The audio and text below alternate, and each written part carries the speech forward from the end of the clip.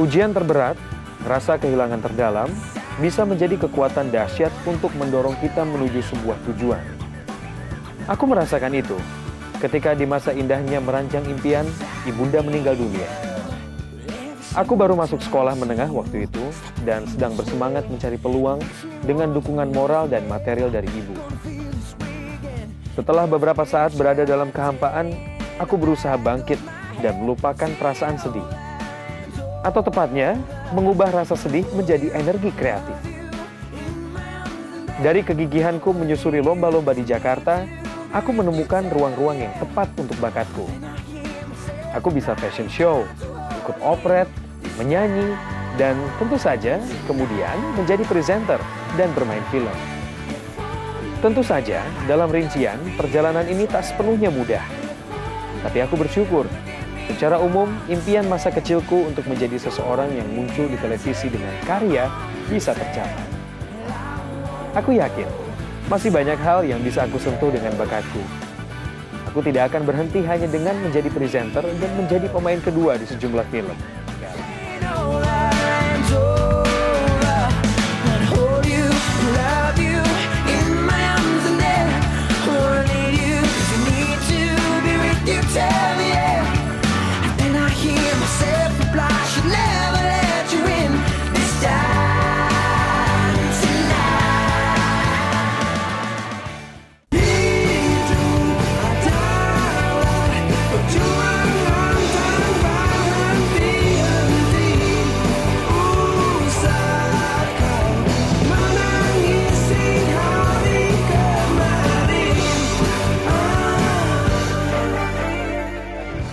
Aku lahir di Jakarta 28 Desember tahun 1977 dari pasangan Arju Priyanto dan almarhumah Syafrida sebagai Bekti Indratomo.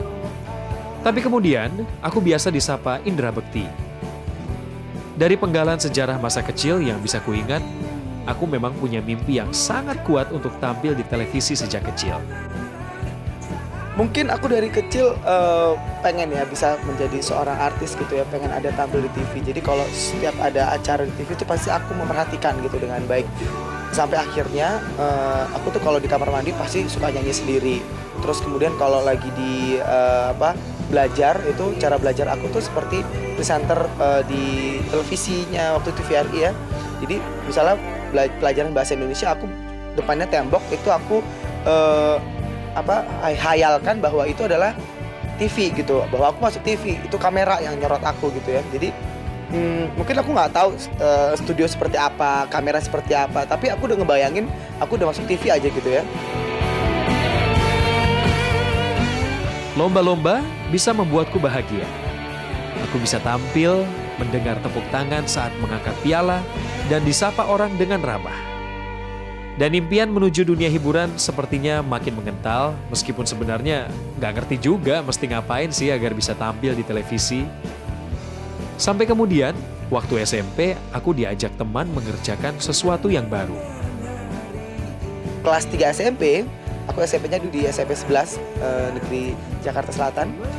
Itu aku ikutan diajak sama teman aku, itu dubbing. Jadi pekerjaan pertama kali di dunia entertainment adalah dengan menjadi dubber film Candy waktu itu. Di tahun-tahun itu, aku juga aktif di sanggar dan pernah ikut operet yang cukup besar. Dari lomba-lomba dan penampilan seperti inilah, secara perlahan, peluang-peluang besar terbuka. Dari situlah mungkin banyak orang yang melihat aku, agensi-agensi, jadi banyak diajakin untuk casting-casting untuk waktu itu iklan ya.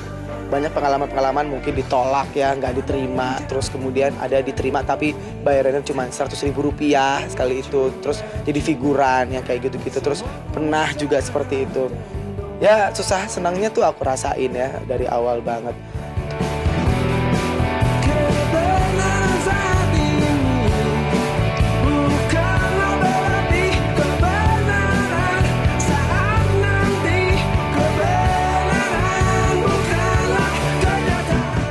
Aku pernah ikut ajang Abang None tahun 1997 dan juara 3 di Jakarta Timur. Sebelum dan sepanjang tahun itu, peluang-peluang lain juga aku jajaki.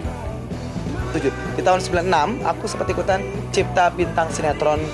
Nah, yang tahun 95-nya itu pemenang juara pertama nasionalnya adalah Dave Hendrik. Nah, tahun 96 aku juara 1 nasionalnya. Terus kemudian di tahun 98 aku ikutan lomba presenter. Juara 1-nya aku, juara 2-nya Dave Hendrik.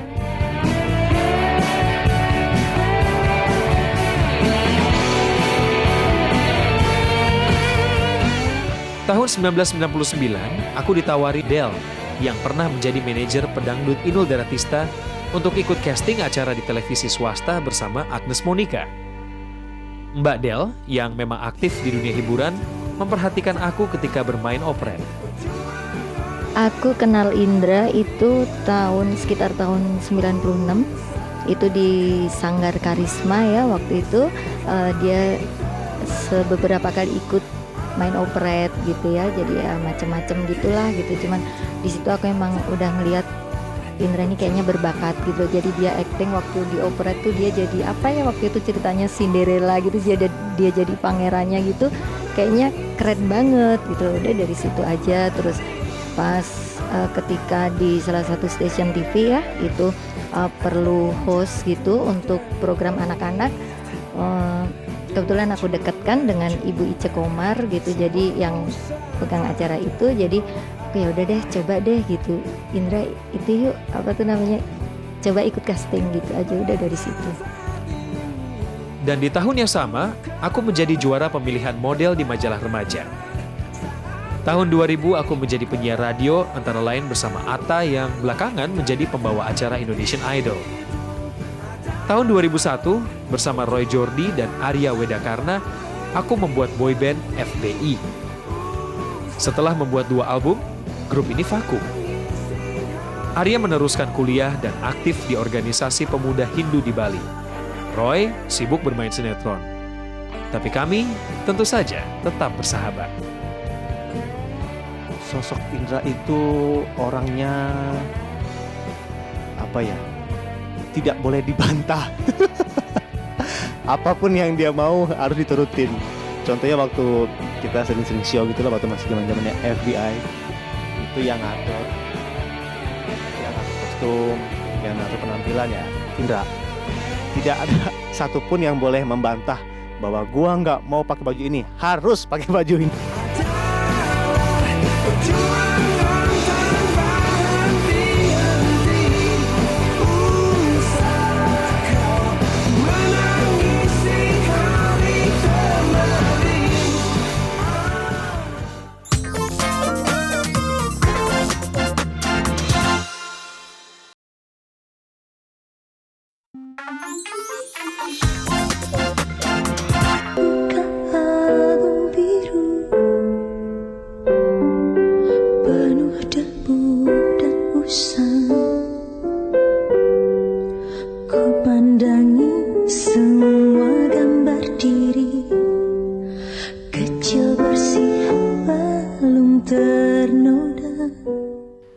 Aku tahu ibuku sangat berharga bagi hidupku, dan pengetahuan serta kesadaran ini hidup sepanjang kebersamaan kami.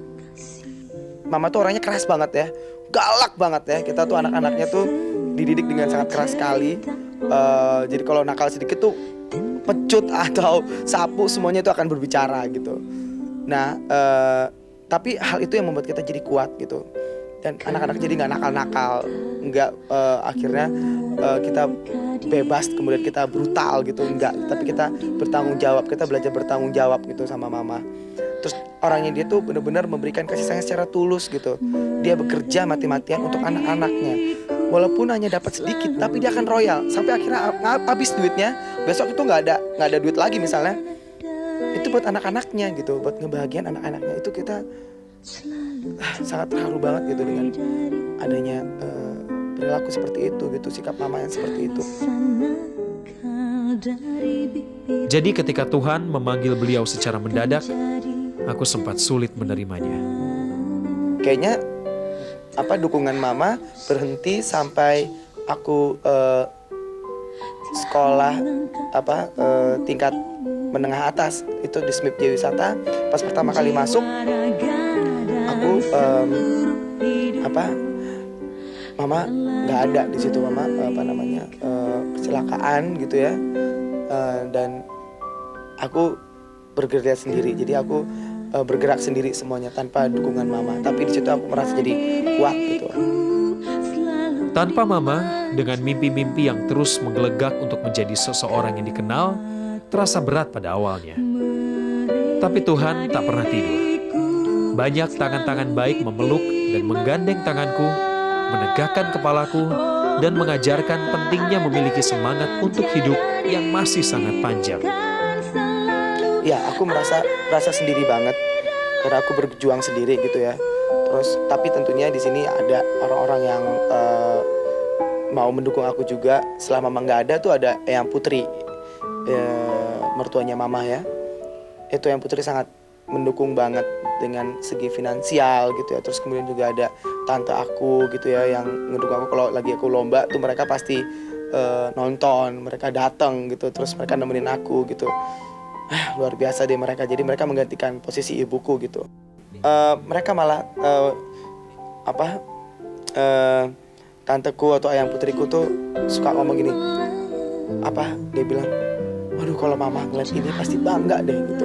So, aku ya kadang-kadang suka ngeliat gitu bahwa aduh coba ya suatu ketika gitu aku lagi lomba atau lagi apa gitu, aku lagi show gitu, ada mama di salah satu tempat duduk itu. Aku pernah ngerasain kayak gitu. Maka jika ada yang membuatku bisa menginjakan kaki di posisiku saat ini, itu tak lain adalah keluarga. Dari mereka pula, aku belajar memegang sesuatu saat tengah goyah. Dan pegangan itu adalah agama. Sesibuk apapun, sampai sekarang aku berusaha untuk tidak meninggalkan ibadah wajib sebagai seorang muslim. Oh iya, itu nomor 1. Mungkin itu ya yang buat dia imannya kuat, terus dia tidak berbuat yang nggak baik gitu. Mungkin itu imannya, landasan agamanya kuat. Tapi terus terang, sepeninggal mama, aku menjadi sosok yang gampang mengidentifikasi orang lain dengan ibuku. Untungnya, aku punya banyak teman yang ibunya juga baik padaku. Jadi setiap ada sosok ibu gitu ya, yang ngedukung aku gitu, atau semuanya aku bilang mama gitu. Jadi mukanya mirip mamaku ya gitu. Terus perilakunya mirip mamaku, pasti aku hubung-hubungkan semua orang-orang, misal ibunya teman-teman aku gitu ya. Itu aku hubung-hubungkan dengan sifat dan perilakunya mamaku sendiri gitu. Jadi aku ngerasa mama tuh ada terus gitu. Teringat semua cerita orang tentang riwayatku. Begitu kuatnya kesan tentang mama, aku sampai sangat sulit menerima keputusan papa menikah lagi beberapa waktu setelah mama pergi. Aku dan kakak serta adikku sempat merasa tidak sreg ketika papa menikah. Tapi akhirnya hubunganku dengan keluarga, baik papa maupun ibu sambungku baik-baik saja. Aku tahu dan mengerti sepenuhnya menikah lagi buat papa bukan sekedar pilihan, tapi kebutuhan. Ia harus melakukan itu agar hidupnya lebih ajak dalam menjaga dan memapah kami menuju kedewasaan. Kok secepat itu sih, kita nggak bisa terima ya waktu itu. Dan tapi pada akhirnya kita diberikan pengertian oleh keluarga gitu bahwa ya papa harus ada yang ngurusin. Siapa lagi kalau bukan nanti istrinya akan ngurusin gitu. Kalau anak-anaknya kan udah kerja nantinya, terus akan ya seperti saat ini ternyata memang terbukti bahwa yang ngurusin adalah ibu sambungku itu.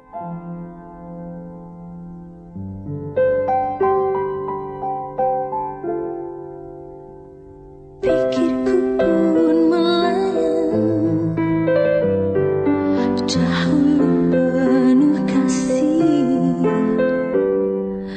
Teringat semua cerita orang tentang riwayatku.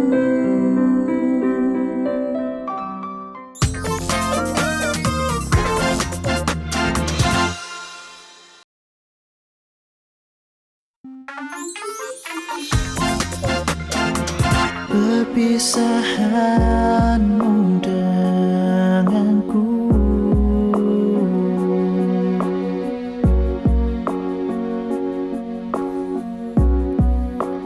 tak pernah aku inginkan.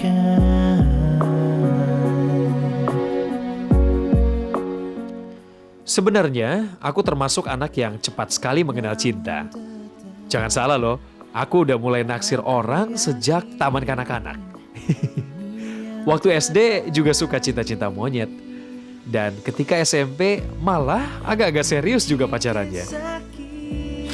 Sama dia pacarannya di deket kamar mandi sekolah. Kalau di sekolah gitu. Ya cium-ciuman dong. Bisa ngapain sih, gimana sih, kayak nggak tahu aja. Terus akhirnya putus. Sempet juga di SMP pacaran sama sekolah lain. Dia lebih tua, setahun di atas saya. Satu teater gitu ya. Dia namanya Happy. Terus dia dia katanya suka sama aku karena aku mirip Jordan Knight waktu itu, NKOTB. Terus itu cuma sebentar ya, cinta monyet doang, sekitar 5 bulan terus selesai gitu ya. SMA kayaknya nggak, cerita cintanya kurang begitu mengasihkan karena sewaktu aku nembak adik kelas gitu, ternyata adik kelasnya udah punya cowok gitu. Ya udahlah, pupus harapan gitu ya. Terus akhirnya aku mencoba setelah kuliah, kemudian lulus kuliah, belum punya pacar lagi, sampai akhirnya aku coba pacaran pas saat aku ikutan paduan suara di TNT Orkestra.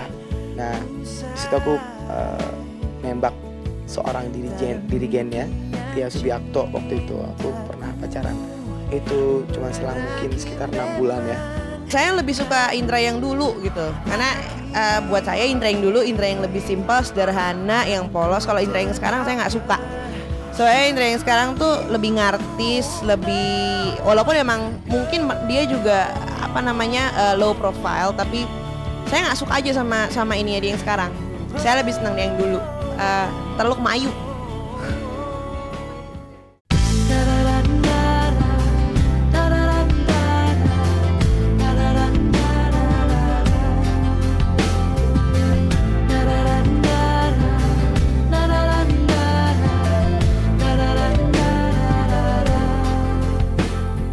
Rasa-rasanya aku harus mengejar prestasi pasangan-pasanganku selama ini. Soalnya hampir semua MC atau presenter yang pernah jadi partner aku, karirnya relatif lebih terang. Lihat saja misalnya Agnes Monica yang bersamaku di acara anak-anak, Nirina Zubir yang pernah jadi partnerku di radio, atau Atta, juga partnerku di radio. Dan terakhir, Indy Barens. Rata-rata mereka pernah mendapat penghargaan di bidangnya. Saya belum pernah sama sekali mendapatkan penghargaan.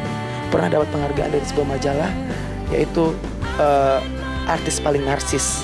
Itu yang aku dapatkan. Tapi tidak apa-apa, yang penting dapat piala. Suatu ketika aku kan berpasangan dengan Oki juga ya. Oki bilang, aku pernah bilang bahwa kok partner-partner gue itu nanti mungkin udah dapat Panasonic Award semua gitu.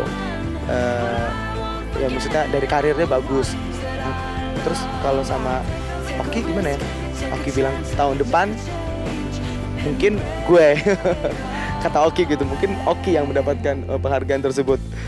Ya mungkin aku membawa hoki buat Oki gitu juga. Mungkin kenapa tidak? Aku sangat bersyukur banget mungkin. Jadi ya orang akan senang bisa berada bersama saya gitu ya.